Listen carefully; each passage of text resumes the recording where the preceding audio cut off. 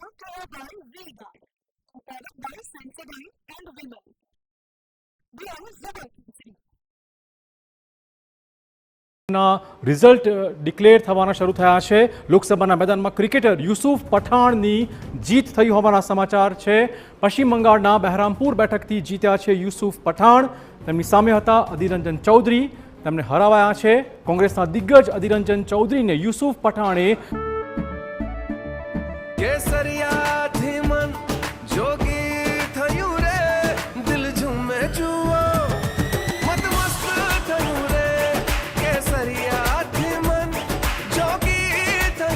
हर पल मनाओ केसरी त्योहार विमल बोलो जुबान केसरी. આ ઇલેક્શનમાં હરાવ્યા હોવાના સમાચાર. રીભાઈ, આ રિએક્શન આપણું જોઈએ છે. જો એક તરફ તો ગઠબંધન, ઇન્ડિયા ગઠબંધન છે, પણ અહીંયા પશ્ચિમ બંગાળમાં તો જ્યાં ગઠબંધનની વાત હોય ત્યાં પણ ટીએમસી અને કોંગ્રેસ સામસામે હતા ને અહીંયા દિગ્ગજ નેતા કોંગ્રેસના ટીએમસીની સામે જારી ગયા છે. અધીર રંજન ચૌધરી એ બડબોલા છે અને મને લાગે છે કે એમની પાર્ટી માટે પણ ઘણું બધું નુકસાન ત્યાં કરી શકે એવી સ્થિતિમાં છે અને એ કરી રહ્યા છે એમ કહીએ તો ચાલે. મમતા બેનર્જી એ એકલે હાથે ચૂંટણી લડવાના હતા, પણ એમણે બહુ સ્પષ્ટ કર્યું હતું કે હું ઇન્ડિયા ગઠબંધનમાં છું, બહારથી ટેકો આપીશ, પણ પશ્ચિમ બંગાળમાં તો હું એક જ. ના, બહારથી નહીં, એ પછીનું સ્ટેટમેન્ટ એમનું એ હતું કે અમે સરકારમાં જોડાઈશું. હા, એ બરાબર. પણ હવે સરકાર બનાવવાનો એમને અવસર મળશે કે કેમ, એ પ્રશ્ન ઊભો થયો છે. ઓકે, બિલકુલ. પશ્ચિમ બંગાળમાં શા માટે ભાજપનું પરફોર્મન્સ જેટલું અપેક્ષિત હતું એટલું દેખવા નથી મળ્યું? વિષ્ણુભાઈ, પશ્ચિમ બંગાળ વિશે શું કહેશો?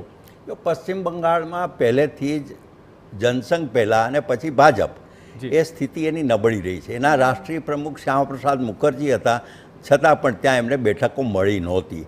બીજા એક રાષ્ટ્રીય પ્રમુખ થયા દેવપ્રસાદ ઘોષ, ત્યારે પણ નહોતી મળી.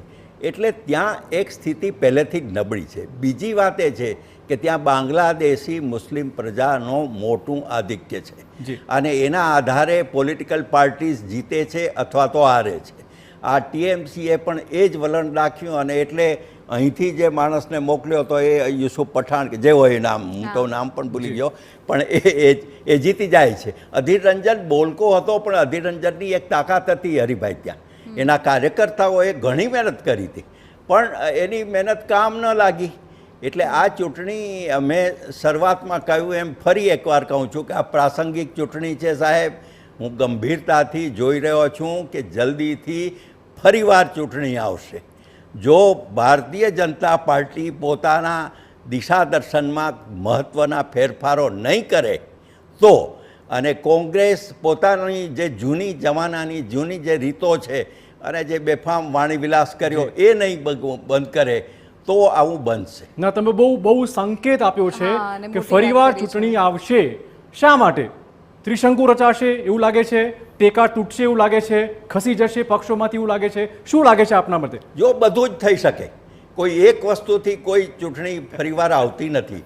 પણ 1977માં મોરારજીભાઈની સરકાર થઈ અને પછી વારંવાર બદલાતા રહ્યા. દેવગૌડા આવ્યા, ઇન્દ્ર ગુજરાલ આવ્યા, ચંદ્રશેખર આવ્યા, ચરણસિંહ આવ્યા.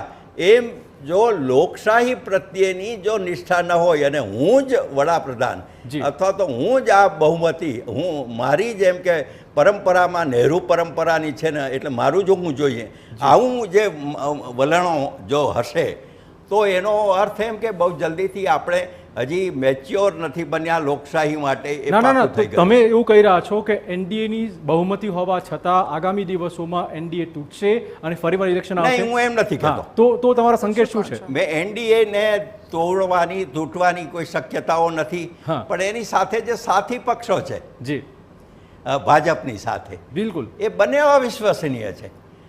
નીતિશ કુમારે અનેકવાર કામ કર્યા, એમ ટીડીપીએ, ચંદ્રબાબુ નાયડુએ પણ કર્યું. આપણે શંકા નથી કરતા, પણ જો આવનારા દિવસોમાં ઘણી વખત રાજીવ ગાંધીએ જે પ્રકારનો ખેલ કર્યો હતો અને જે અલગ અલગ પાર્ટીઓએ સરકારો બનાવીને પછી એનો એ પાસે ટેકો ખેંચી લીધો, ચંદ્રશેખર જેવા એમાં બન્યા હતા ભોગ, તો કેમ ન બને આવું બની શકે? રિઝલ્ટ જેટલું રસપ્રદ છે એટલે જ રસપ્રદ ખેલ હવે રિઝલ્ટ પછીનો પણ રહેવાનો છે. હવે આ વિશે વાત કરતા રહીશું, પણ તે પહેલા સમય છે એક બ્રેકનો. provided by Sensodyne and Vimal. We are the darkness.